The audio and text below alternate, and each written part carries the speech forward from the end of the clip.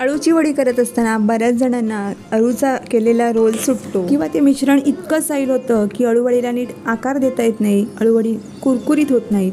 तर असे एक ना अनेक प्रॉब्लेम येतात. तर त्यासाठी जर का तुम्हाला अळूवडीचा रोल बनवता येत नसेल किंवा रोल बनवलाच जरी तरी तो तळताना सुटत असेल, कुस्करत असेल, तर त्यासाठी आपण पारंपरिक चवीचीच पण थोड्याशा वेगळ्या पद्धतीने अळूवडी कशी बनवायची हे आज आपण या व्हिडिओमध्ये बघणार आहोत. मी सांगितलेल्या या पद्धतीने बनणारी अळूवडी ही कुरकुरीत आणि अतिशय खुसखुशीत होते. सोबतच अळूवडीच्या मिश्रणामध्ये अळूवडी चविष्ट होण्यासाठी घालण्यात येणारा एक सिक्रेट घटक मी या व्हिडिओमध्ये तुम्हाला सांगितलेला आहे. त्या सिक्रेट घटकामुळे अळूवडीच्या मिश्रणाची जी चव असते ती द्विगुणित होण्यास मदत होते. तर तुम्ही नक्की ट्राय करा आणि या सगळ्या टिप्स ट्रिक्ससाठी व्हिडिओ शेवटपर्यंत नक्की पहा. सुरुवातीला एका मिक्सरच्या भांड्यामध्ये मी घेतल्यात 15 ते 20 लसणाच्या पाकळ्या, 1 इंच आलं, 3 ते 4 हिरव्या मिरच्या, मूठभर कोथिंबीर आणि 1 इंच दालचिनीचा तुकडा. आता या सगळ्याचं अळूवडीच्या मिश्रणासाठी मी वाटण बनवून घेतलं. आता एका मिक्सिंग बाउलमध्ये घेऊयात 1.5 कप बेसन, पाव कप तांदळाची पिठी, पाव कप ओलं खोबरं, 1 चमचा जिरेपूड, अर्धा चमचा हळद, 2 टेबलस्पून पांढरे तीळ, तयार करून घेतलेलं वाटण घालायचं. तसंच गूळ आणि चिंचेचं पल्प यामध्ये मी घातलेलं आहे. तर त्याकरिता 2 टेबलस्पून भिजवून घेतलेली चिंच आणि 2 टेबलस्पून गूळ एकत्र करून गाळणीमध्ये गाळून त्याचा पल्प बनवून यामध्ये घातलेला आहे. चिंच गुळाचा पल्प घालून घेतल्यानंतर चवीप्रमाणे मीठ घातलं मिश्रणामध्ये आणि त्यानंतर हे मिश्रण छान एकजीव करून घेतलं.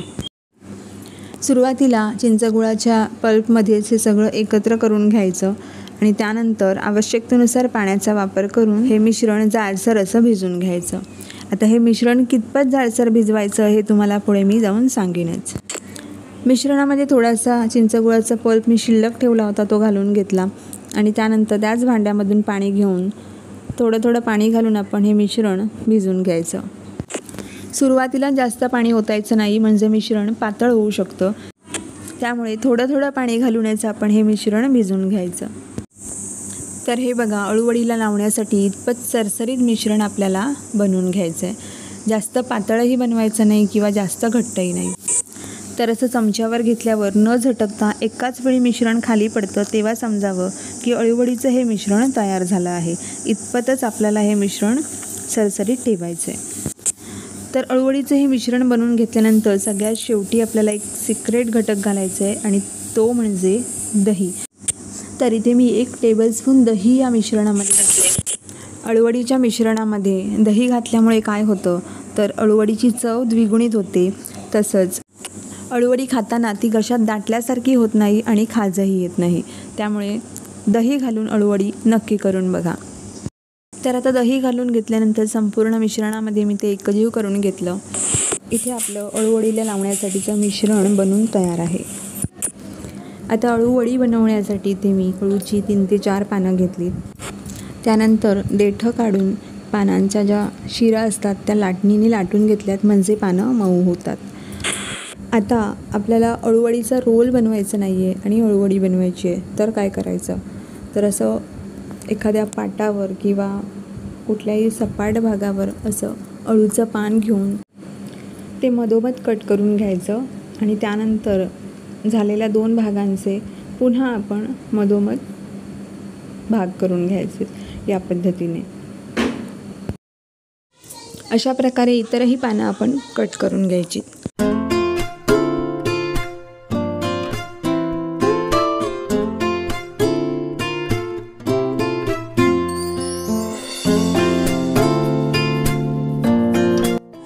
अशा प्रकारे सगळी पानं मी कट करून घेतलेली आहेत. आता पानाचा एक तुकडा घेऊन त्याला काही देठ शिरा असतील तर त्या अशा प्रकारे कट करून घ्यायचे आणि त्यानंतर अळूवडीचं मिश्रण व्यवस्थित असं पानांना सर्व बाजूने लावून घ्यायचं. मिश्रण लावून झाल्यावर दुसऱ्या पानाचा तुकडा त्यावर ठेवायचा आणि त्याही पानाला पहिल्या पानाप्रमाणेच अळूवडीचं मिश्रण लावून घ्यायचं.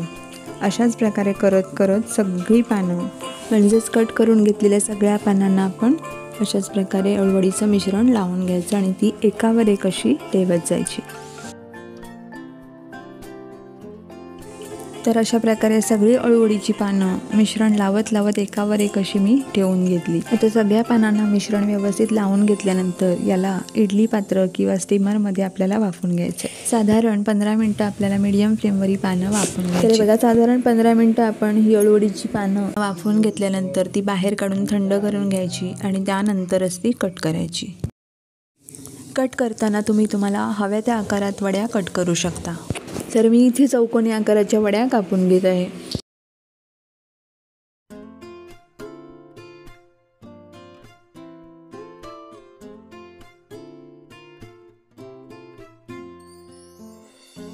वड्या पाडताना मात्र थंड झाल्यावरच वड्या पाडायच्या, नाहीतर त्या कुस्करू शकतात.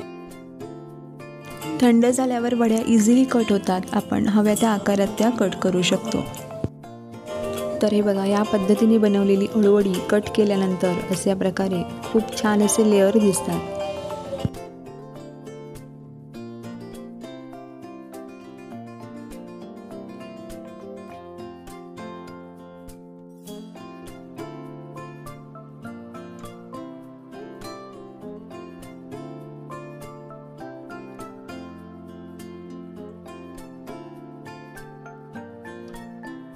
तर अशा प्रकारे मी इथे सगळ्या वड्या कट करून घेतल्यात. त्यानंतर आपण त्या डीप फ्राय किंवा शॅलो फ्राय करून घ्यायच्यात. तर इथे मी शॅलो फ्राय करणार आहे. तुम्ही त्या डीप फ्रायसुद्धा करू शकता. वड्या शॅलो फ्राय करण्यासाठी फ्राय पॅनमध्ये थोडंसं तेल घालून घेतलं आणि त्यानंतर त्यावर थोडेसे पांढरे तीळ बुरबुरले, म्हणजे अळूवडीला चिकटल्यानंतर हे तीळ खूप छान दिसतात. आता यावर आपण वड्या फ्राय करून घेऊ. यावेळी थोडासा लाईटचा इश्यू झाला होता, त्यामुळे तुम्ही समजून घ्या. तर या अळूवड्या मध्यम आचेवर दोन्ही बाजूनी उलटपलट करत छान अशा खरपूस फ्राय करून घ्यायच्या. या पद्धतीने बनवलेल्या अळूवड्या मस्त खरपूस होतात, कुरकुरीत होतात आणि चवही अगदी भन्नाट लागते. एकदा जरूर ट्राय करा. तर रेसिपी तुम्हाला कशी वाटली, आवडली असेल तर नक्की एक लाईक करा, जास्तीत जास्त शेअर करा. तसंच पारिजात किचनला अजूनपर्यंत सबस्क्राईब केलं नसेल तर सबस्क्राईब करा आणि शेजारील बेल आयकॉन प्रेस करा, म्हणजे माझ्या पुढच्या व्हिडिओजचं नोटिफिकेशन तुमच्यापर्यंत लवकरात लवकर पोहोचेल. लवकरच पुन्हा भेटू अशीच एक नवीन रेसिपी घेऊन. तोपर्यंत नमस्कार.